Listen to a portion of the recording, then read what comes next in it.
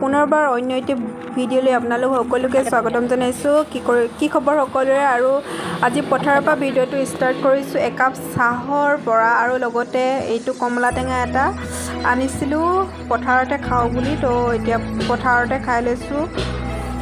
আপোনালোকে কোনে কোনে এনেকৈ পথাৰত খাই ভাল পায়, আচলতে টেঙাই হওক চায়ে হওক, মোৰ পথাৰত খাই খুব বেছি ভাল লাগে। সেইকাৰণে ৰবাব টেঙা এটা লৈ অহা হৈছিলে ঘৰৰ পৰা। ৰবাব টেঙাটো ধুনীয়াকৈ কাটি কুটি মোৰ হাজবেণ্ডে ধুনীয়াকৈ গুচাই মেলি কাটিলে। তো আপোনালোকে দেখিছে ইমান ধুনীয়া লাগিছে। তো নিমখ জলকীয়া দেৰি কিহৰ, তেতিয়া খাই লওঁ আৰু পটাপট খাই লওঁ। তাৰপিছত আকৌ ধান কাটিব লাগিব পথাৰত, যিহেতু খাইছোঁ খুব বেছি ভাল লাগিছে। তো